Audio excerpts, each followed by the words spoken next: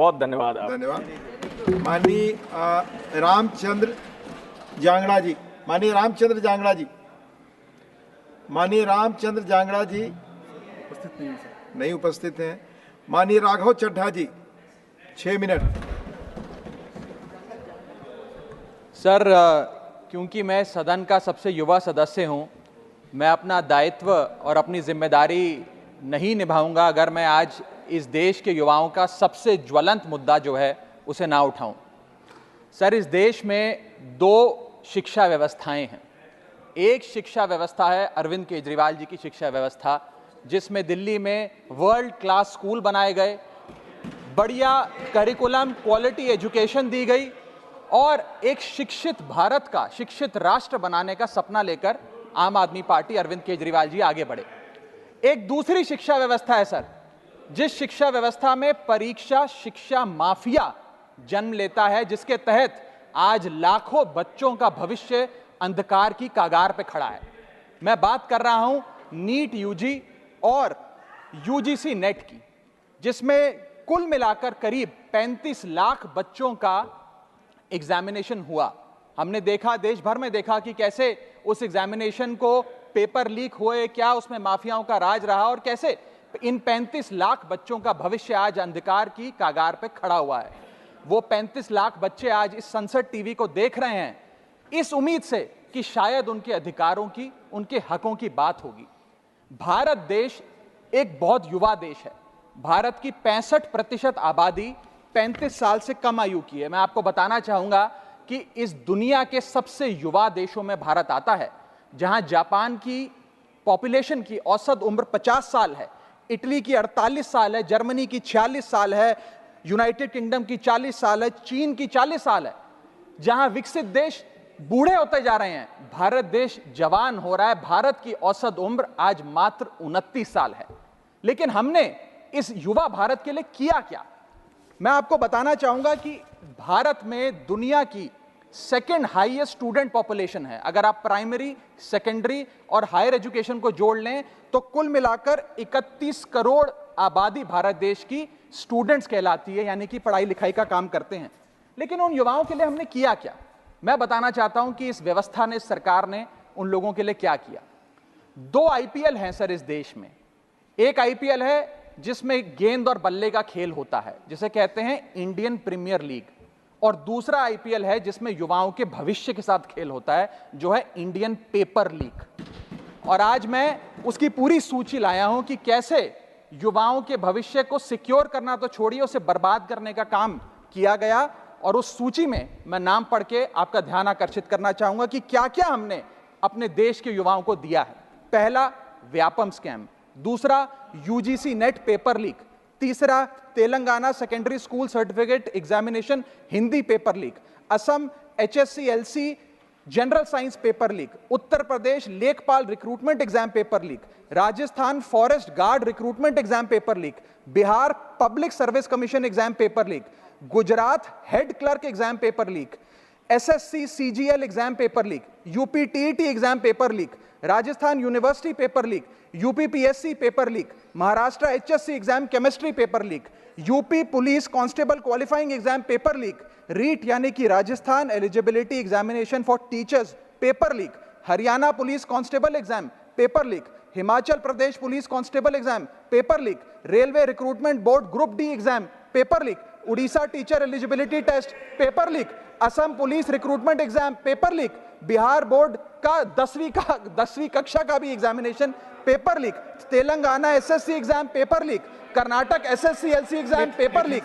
Delhi university law entrance exam paper leak. Jamia Millia Islamia entrance exam paper leak. UP board exam mathematics और bio का paper leak.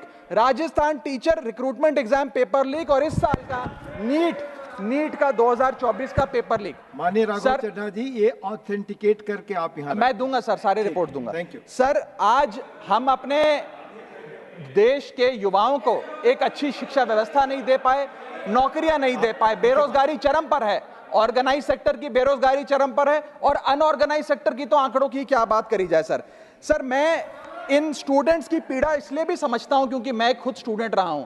इस देश की सबसे one of the most competitive examination chartered accountancy को clear कर कर यहां पहुंचा हूं सर। मुझे पता है कि क्या पीड़ा होती है जब सालों की आपकी मेहनत पर पानी फिर जाए, क्योंकि एक एग्जामिनेशन, एक पेपर लीक हो जाता है, तब सिर्फ दिल नहीं टूटता, विद्यार्थी, एक इंसान पूरा टूट जाता है, उसका मनोबल टूट जाता है। आज उस मनोबल को हमें सबको मिलकर एड्रेस करने की आवश्यकता है। और आज मैं उन युवाओं की ओर से, नीट से संबंधित उन 35 लाख स्टूडेंट्स की ओर से सरकार से 5 सवाल पूछना चाहूंगा। और वो पूछने से पहले ये बताना चाहूंगा कि एनटीए, जो जिसे नेशनल टेस्टिंग एजेंसी का नाम देके जिसका गठन किया गया था कि वो युवाओं के भविष्य के लिए कुछ कारगर कदम उठाएगी, एक ट्रांसपेरेंसी से एग्जामिनेशन कराएगी, उस एनटीए का फुल फॉर्म आज नो ट्रस्ट एनीमोर हो गया है। कोई भी विद्यार्थी आज इस एनटीए पे विश्वास नहीं कर रहा। और मैं विद्यार्थियों की ओर से ये 5 सवाल सरकार से पूछना चाहूंगा, नीट से संबंधित सटीक सवाल। पहला सवाल, नीट का पेपर जिसमें मात्र 1-2, बहुत हुआ तो 3-4 स्टूडेंट्स की रैंक 1 आती है, जैसे कि 2023 में मात्र 2 लोगों की रैंक 1 आई, 22 में मात्र 4 लोगों की आई, 2021 में मात्र 3 लोगों की आई।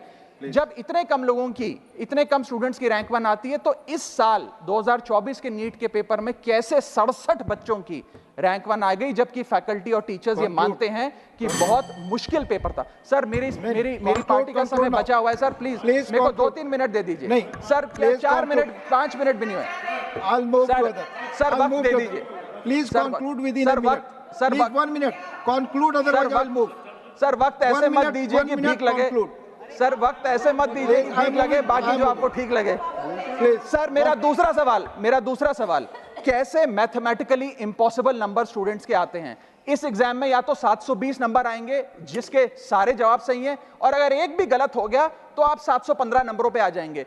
इस 715 और 720 के बीच में किसी के नंबर नहीं आ सकते, लेकिन इस बार ग्रेस मार्क्स देकर 717, 718, 719। और आखिरी सवाल, मेरा आखिरी सवाल, मैं समाप्त कर रहा हूं सर। इस बार जो इस नीट एग्जाम के नतीजे 14 जून को आने थे, उसको 10 दिन पहले कर दिया गया। हम देखते हैं कि नतीजों में देरी अक्सर होती है, लेकिन 10 दिन पहले चुनावों के शोर के नतीजों के शोर में 4 जून को नीट एग्जाम के नतीजे लाए गए। क्या मकसद था? क्या माननीय सांसद, धन्यवाद सभापति महोदय। मान्यवर सांसद जी ने जो ग्रुप डी एग्जाम रेलवे के बारे में कहा है, वो फैक्चुअली इन्होंने इनकरेक्ट कहा है, सदन को मिसलीड कर रहे हैं। मैं फैक्चुअल पोजीशन आपको बना देता हूं। Group D exam sir, group D exam 191 cities, 551 centre, 99 shift, 33 days, 15 languages में हुआ। 1,11,00,000 एप्लीकेंट्स ने एग्जाम दिया, और बिना कोई कहीं पर एक भी सिंगल शिकायत के टोटल रेलवे ने 1.5 लाख लोगों को अपॉइंटमेंट दिया है। और ये कृपया अपना विड्रॉ करें अथवा एक्सपंज किया जाए। चेयर हैज ऑलरेडी डायरेक्टेड कि ऑथेंटिकेट करके देंगे, प्लीज आप ऑथेंटिकेट करके देंगे। You have raised, minister has replied, no I am it's not debate sir, no debate. You have raised the point, he has clarified it, no. आप writing में दे दीजिएगा, I have already told it, authenticate please, no. माननीय रामजी लाल सुमन जी, माननीय रामजी